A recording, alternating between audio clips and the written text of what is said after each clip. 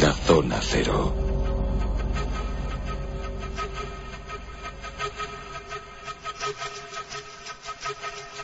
Nuestros monográficos Zona Cero, y atención porque hoy vamos en busca del dorado. Nos vamos a una laguna enigmática allá en Colombia y poco conocida, poco conocida. Hombre, muy investigada por grandes autoridades, porque allí hay todavía muchos secretos por desvelar. Me refiero a la laguna Guatavita en Colombia.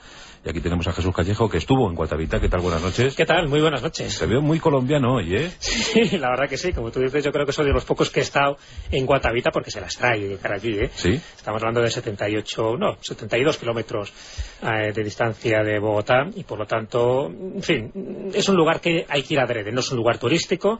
Hay que recurrir a varios transportes para poder llegar allí, y después estamos hablando de un lugar que está a 3.100 metros de altitud, y cuando yo fui, estamos hablando de hace 7 años, era una zona muy proclive a la guerrilla y muy peligrosa también para andar por allí, por lo menos en el plan que yo iba, ¿no? En plan aventurero. Pero bueno, yo creo que mereció la pena. Allí llegué y, bueno, como un poco mi tendencia de estar en los lugares mágicos, en los lugares de poder palparlos y tocarlos, pues este indudablemente es uno de esos lugares. Mira, y hoy contarás en la Zona Cero. Sí, os contaré un poquito. Mira, aquí viene Carlos Canales vestido de Lope de Aguirre, que está muy mono. ¿Qué tal, Carlos? Buenas noches. Con el peso de la armadura, ya ves. No, estaba pensando que yo siempre lo que he montado, y los que nos siguen desde hace tiempo, pues estoy seguro que ya lo han oído más de una vez. Jesús tiene el gran don de que es un aventurero nato, que tiene dos grandes ventajas. Primero, que no va aventurero, con lo cual llega donde los demás no llegan. Claro. Y la segunda ventaja es que consigue de alguna manera mágica y misteriosa, que yo creo que tiene que ver con su karma, que cuando él va a un lugar no pase nada, aunque el lugar esté en el conflicto más espantoso del mundo. Lo deja sedadito, pacificado. Sí, entonces, no sé, yo voy a Cartagena, Indias, y vuelan en el hotel la segunda planta. Va Jesús al medio de la laguna Guatavita, en medio de la guerrilla de los indios, y no pasa nada. Sí. Bueno, es lo que se llama buena estrella, ¿no? Fíjate, el otro día dijo, tengo que volver a Colombia, y al día siguiente se abrazaron el presidente colombiano y el de Venezuela. Es que es eso, es que está claro. Sí, bueno, yo creo que era un abrazo con cuchillos, ¿no? No, pero eres un ser bueno, Jesús.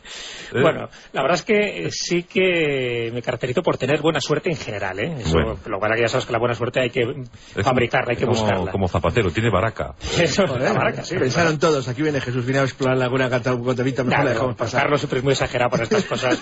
Es cierto que he estado en ciertos lugares, pues, de conflicto, que no ha pasado nada, pero bueno, pero la probabilidad es que no pasará nada. O sea, que no es porque yo tenga esa buena estrella, que a nivel individual yo sí creo que la tengo, pero hombre, ojalá no la pueda transmitir a nivel colectivo como es en un país. Pero es cierto que eso siempre me ha permitido, pues, llegar a lugares recónditos, y bueno, pues eso, que mi integridad no haya corrido peligro, lo cual tiene una parte negativa, y es que ese tipo de anécdotas no las puedo contar. Supongo que Jesús no sería de esas dos personas que hay en el mundo que han sufrido las dos bombas atómicas, la Hiroshima y la de Nagasaki. Sí, que es el colmo. Es el colmo.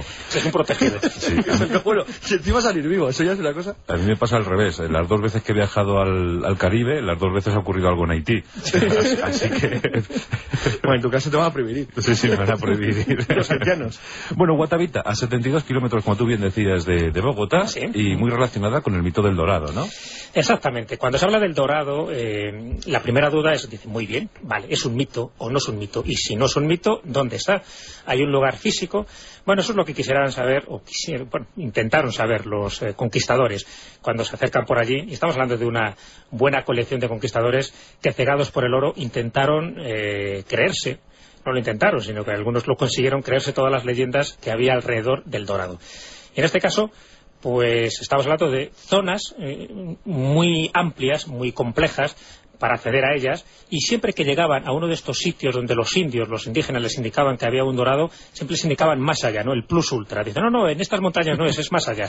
Eso ocurrió en Perú, eso ocurrió en México, eso ocurrió en Colombia, que es del lugar que estamos hablando. Pero al final... En Estados Unidos también, De Estados Unidos, pero bueno, en Estados Unidos siempre estaba más relacionado, pues eso, con las fuentes de la eterna juventud, ¿no? Las ciudades de Ponce de León, claro, las de Cíbola, sí, las famosas ciudades que incluso sus techos estaban revestidos de oro. Y pero luego eran chabolas. Y luego eran chabolas, sí, porque llegaban allí y dicen, hombre, yo creo que les han engañado a ustedes, está un poco más allá. Siempre ese más allá que desesperaron a más de un conquistador, porque llegaba allí y veía que todo era humo, ¿no? Que todo eran leyendas, que todo era mito. Pero solo hubo una ocasión donde esa leyenda parece que tenía una trastienda de realidad, que era el caso de la laguna Guatavita. Había un lugar físico, había una leyenda de un cacique que se hacía adornar o revestir de oro con polvito de oro durante unos rituales anuales que además daban ofrendas a esa laguna para aplacar la ira de los dioses, y evidentemente estamos hablando de un sitio muy concreto, bastante inaccesible, ya lo es ahora, me imagino que mucho más antes, donde los intentos que se han hecho de drenaje, y son varios los que se han hecho, se ha conseguido muchas piezas de oro, material arqueológico de primera clase y además pues para reconstruir un poco toda esa historia un poco perdida de los chibchas, que era la tribu que por entonces habitaba aquellos contornos. Así que esa es la gran ventaja que tenemos y por eso vamos a dedicar el monográfico a un lugar tan concreto. Es El Dorado, pero relacionado con un sitio tan concreto, tan fascinante, tan hermoso como es la laguna de Guatavita. La gran ambición española, ¿verdad?, del siglo XVI, Carlos. Sí, lo buscaron de cabo a rabo, prácticamente desde la legendaria ciudad de los Césares de la Patagonia hasta las ciudades de Cíbola en el interior de las llanuras de Kansas y de Colorado. La verdad es que se recorrieron el mundo entero. Es una de las características básicas de la colonización inicial española, que era todo menos colonización. Se trataba básicamente de obtener lo que hoy llamaríamos un pelotazo. Es decir, hacerte rico como fuera, y la búsqueda permanente del poder material que daba el dinero y el oro. En el caso de Guatavita lo que pasa es que además hay una leyenda muy bonita. Yo creo que se acordarán muchos oyentes del programa de la escena tan bonita que hay en la película de Aguirre, cuando está el cacique bañándose en oro. Bueno, es muy parecido. Dice la leyenda que el cacique de Guatavita estaba permanentemente... Bueno, los pueblos que vivían allí eran de etnia chibcha, y que el cacique de una de las tribus de la zona estaba permanentemente de orgías y de juergas, y que indignada su mujer, la cacica, pues que digamos que se enrolló con el guerrero más atractivo y duro de la tribu, pero le sorprendieron cuando estaban juntos, vamos, que los pillaron. Entonces ella, ante el acto que había cometido, escapó embarazada con su bebé, y desesperada se arrojó a la laguna. Eso hizo que el cacique, arrepentido de la vida que había llevado, pues bueno, decidió, de alguna manera hacer un homenaje a su mujer, y lo que hizo es, cubrir de riquezas y de oro la laguna. A partir de ahí hay toda una tradición según la cual existía un ritual en el que se arrojaba a la laguna esmeraldas y oro al tiempo que se entregaban plegarias y oraciones. Este extraño rito, que lo que rogaba, se supone, es que el cuerpo de la cacica o el espíritu que yacía en el fondo de la laguna pidiera a los dioses prosperidad y bonanza para el pueblo a cambio del presente o de la donación que de esa manera tan espiritual y extraña se le hacía. Esto llegó a oídos de los conquistadores españoles, en concreto a Jiménez de Quesada, que en aquel entonces se encontraba en la llanura de Bogotá, y entonces emprendió una expedición para ver qué podía haber de verdad en esta leyenda. Esta es la historia.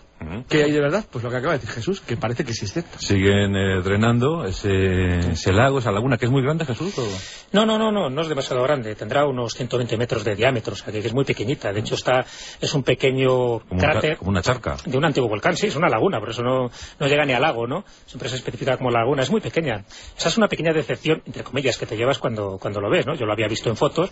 Cuando vas allí, pues efectivamente, es un pequeño cráter de un antiguo volcán, lleno de agua, además de un agua bastante oscura, no se puede ver el fondo, y ves que el diámetro pues es muy pequeño, te digo, tendrá esos 120, 130 metros, no mucho más, lo cual se pensó erróneamente que era muy fácil drenarla, ¿no? Y bueno, pues esto es relativamente sencillo, y se ha hecho bastantes intentos. Lo que pasa es que, claro, no era tan sencillo como parecía, ¿no? Porque desde los intentos que se hizo Jiménez de Quesada, lo intentó ya en 1537, y de hecho sí se encontraron piezas, nunca se ha llegado a drenar de una forma absoluta, pero se encontró 4.000 pesos de oro, el equivalente, ¿no?, en su momento. Unos años más tarde, en 1562, Antonio de Sepúlveda pues también abre una zanja que intenta drenar, ¿no? Y de hecho se ve todavía como una especie de mordisco que tiene una de las montañas para intentar eliminar todo el agua por allí. O sea que la leyenda tenía algo de verosimilitud, ¿eh? Sí, claro, por eso te digo que eso es lo bueno, que cuando iban allí y empezaban a drenar, incluso en los alrededores, pues claro que se encontraba oro. Y de hecho todas las leyendas indicaban que había un hombre dorado, y ahí viene lo del dorado, ¿no? Ese hombre que se embadurnaba de oro y que además de esas pepitas de oro, pues arrojaban ese tipo de ofrendas, o bien como en honor de esta reina, de esta cacica, ¿no?, como decía Carlos Canales, o bien por lo de los dioses, que las dudas se siguen manteniendo, pues evidentemente hay muchísimo oro, hasta el punto que Alexander von Humboldt, por ejemplo, que fue uno de los que intentó ir detrás del dorado, pues él calculó, él más o menos hizo un cálculo aproximado en 1807 de lo que podría tener en oro esta laguna, y hizo un cálculo además como muy sencillo, dice, bueno, si cada año, durante un siglo más o menos, 1000 indios arrojaban al lago 50 chucherías de oro, en general piezas de distinto tamaño, debería haber allí unas 50.000 piezas de oro, que era el equivalente de 300 millones de dólares actuales más o menos. O sea que, claro, estamos hablando de un lugar como muy goloso, muy atractivo, para que se hicieran muchísimos intentos de drenaje. Ninguno absoluto. De hecho, en 1912, el Contractor de Londres, una de las empresas como más sofisticadas para intentar hacerlo, no lo consiguió tampoco, porque intentó, y de hecho lo consiguió, descender el lago pues casi a la mitad, y porque además se ayudó por una larga sequía que tuvo Colombia en aquel año, en 1912. Bueno, pues aún así, el lodo cubría muchísimo de esas piezas de oro. Recuperaron parte de esas piezas por un equivalente de unos 10.000 dólares en oro de aquella época, que ya es bastante, pero se dieron cuenta que no era ni más ni menos que un 5 o un 10% de todo lo que se podía acumular allí. Pero caramba, esto es como una fontana de Trevi del siglo XVI. Sí, claro. Porque estamos hablando por lo menos de 100 años, si son exactos los cálculos. Oro, ¿no? Voy a describir el ritual casi en un momento, porque de esa manera creo que los oyentes perfectamente se pueden hacer un cálculo rápido de lo que eso significaría si se mantuvo durante un periodo de 100 años. Aparentemente el ritual era una vez por año. Una vez por año porque era un homenaje que tenía que coincidir con el momento en el cual el monarca o el cacique hizo el primer homenaje en ayuda de en ofrenda a la diosa del lago, que era la mujer que se había suicidado allí. Entonces consistía básicamente en que se hacía en el centro del estuario, donde el jefe indígena se tenía que quitar primero el manto que echaba al agua. Bueno, el manto vamos a dar por hecho que fuera de plumas o de cualquier tipo de tela de algodón del que confeccionaban los indígenas y que no tuviera demasiado oro. Pero luego él era entero cubierto completamente de oro, oro que se les espolvoreaba por todo el cuerpo.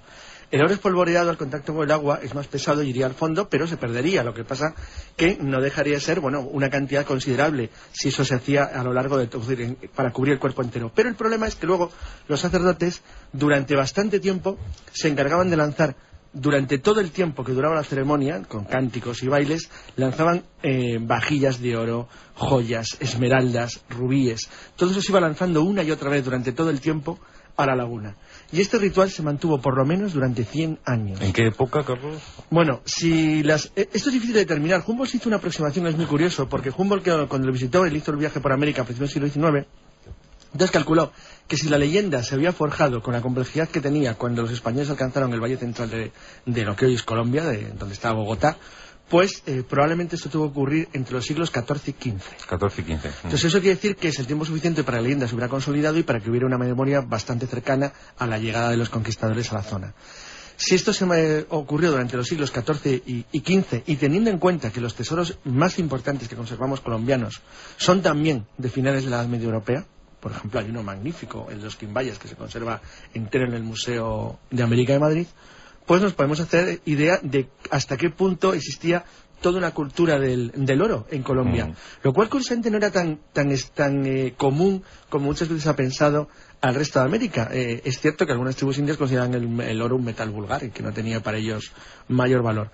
Pero las tribus de Colombia sí parecía que lo respetaban, o al menos lo consideraban algo valioso e importante, y hacían, de hecho, bellas imágenes y trabajos de orfebrería. El caso es que la primera extracción, Jesús, data de 1537, a cargo de españoles, 10.000 pesos de oro. Sí, esas son las primeras extracciones que hay, tímidas, por decirlo así, porque tampoco tenían, claro, muchísimo material para poder extraer, pero a partir de ahí, y incluso antes que la leyenda del dorado como tal se consolide, porque es a partir de 1560 cuando esta leyenda se identifica con un lugar concreto. Hasta ese momento se había extraído todo lo que se podía, pero pensando que no era el lugar exacto, por lo menos el que indicaban las leyendas. Y claro, y eso animó a muchísimos exploradores. Estamos hablando de gente como Cristóbal Colón, que ya de por sí estuvo buscando su El Dorado. Él pensaba que cuando llega a la costa de Venezuela ya era el dorado en sí, ¿no? Porque lo llamaba así porque pensaba que era una pequeña y extraña Venecia, de ahí viene lo de Venezuela, etimológicamente. Y bueno, confunde el Orinoco con el Ganges. Bueno, esa es la leyenda un poco de cuando dicen que realmente pensaba que estaba en la India en lugar de América. Ya sabes que es una teoría que está cada vez más cuestionada. En aquel tiempo Venecia era una referencia para todo el mundo, porque claro, también cuando la conquista de Tenochtitlán suben, cuando remontan el volcán y ven Tenochtitlán, dicen, caramba, es como Venecia. Lo identifican con Venecia. Pero también, yo creo que ocurrió a casi todos los veteranos de las guerras de Italia que habían estado alguna vez en Venecia. Era la primera sensación que tenían en cuanto que una ciudad estaba cubierta o colocada sobre el agua. Sobre el agua, sí. Sí, era evidente, sí. Y el último intento de drenaje, porque esta sería un poco la idea, casi la pregunta, ¿no? Decir, bueno, bien, se han empezado a hacer drenajes desde el siglo XVI, actualmente tenemos mucho mecanismo propicio y tecnológico para que eso se produzca. Pero, sin embargo, no es así, por distintas razones, ¿no? El último, el que yo conozco por lo menos, es de 1965. Pero, sin embargo, en aquel año las autoridades colombianas impiden que se lleve a cabo por razones muy poco claras. En fin, parece que había intereses económicos, intereses políticos que no se quisieron desvelar. Lo más curioso es que 4 años después, es decir, en 1969, 2 agricultores encuentran en una cueva cercana a Bogotá una figura de oro que supuestamente representaba la ceremonia que se hacía ahí a través de los chibchas, en concreto de la etnia de los muiscas, ¿no? Que sería en concreto el cacique o la cacica que dio origen a toda la leyenda de los muiscas. Bueno, pues 4 años después, como digo, en 1969, se encuentran ese tipo de oro, de figuritas, que son las que actualmente conservamos y que de alguna forma nos da idea, y que además sirvió para que Saura hiciera su película, ¿no?, donde ve cómo se embadurna con polvillo de oro al cacique. Bueno, pues gracias a este tipo de cosas indica de que por lo menos ilegítimamente alguien ha intentado hacer otros drenajes no oficiales, y que se van rescatando poco a poco piezas, claro, que por desgracia pues nunca llegaremos a catalogar, porque estarán en museos privados, posiblemente de algún millonario norteamericano, o fundidas, que es lo peor, ¿no? O sea que, aunque oficialmente el último drenaje es de 1965, por los datos que se tienen, por las excavaciones de los huáqueros, que son esos arqueólogos extraoficiales, ¿no?, ilegales, que abundan en toda Sudamérica, bueno, pues se van haciendo extracciones. Pero es lógico, porque debajo de ese lodo, de ese fango, todavía está por llegar, casi por descubrir, lo más interesante, que no nos dice que, aparte de las monedas y de otro tipo de piezas, pues se pueda descubrir láminas de oro, donde está inscrita, como dicen muchas viejas leyendas, está inscrita toda la historia de este pueblo, en concreto de los chibchas y de la llegada de los dioses, que también ellos tienen esos dioses civilizadores, igual que les ocurre a los incas, igual que ocurre a los mayas. Pues nada, hoy os hemos ofrecido la Fontana de Trevi de América, ¿eh? Se podría decir así, un poco enlodada, pero bueno, de alguna forma sería esa Fontana de Trevi. Muchas veces drenada, pero todavía no se ha logrado extraer la mayoría de los tesoros que allí se depositaron. ¿Alguna maldición? No, no hay ninguna maldición, por lo menos conocida. Lo que pasa es que ya sabes que muchas de las maldiciones son interesadas. Es decir, cuando alguien se quiere acercar allí sin el debido respeto, siempre se dice que los dioses le van a castigar. Sí, como los fenicios, ¿no? Y de los que traspasen, ¿no? Los que vayan más allá. Yo no lo conozco ninguna maldición. De hecho, yo estuve allí, pregunté a la gente, los aldeanos, nadie me comentó ninguna maldición. Pero no me extrañaría que a nivel particular sí hay algún tipo de maldición, sobre todo para eso, para que aquellos buscadores de oro que no respetan las tradiciones y por supuesto no respetan la ley vigente, pues que se asusten un poco, si es que esas maldiciones les pueden asustar. Pues hoy hemos conocido la laguna de Guatavita, muy reducida de tamaño, 120 metros de diámetro apenas, pero con una historia interesantísima. Allí nada más y nada menos que un cacique rindió homenaje a su amada y sobre todo aplacó la ira de los dioses. Y eso sí, a base de oro y de baños de... ¿Esto se elaboró para el reuma, Carlos? Es posible. Untarte de polvillo de oro. Pero más soplado, así. Poco a poco. Bueno, pues tomad una moneda de oro de chocolate para cuando vayáis a Guatavita. Un doblón. Un doblón de chocolate, eso ya sí de generosa. Es que estás que lo tiras. Que lo tira.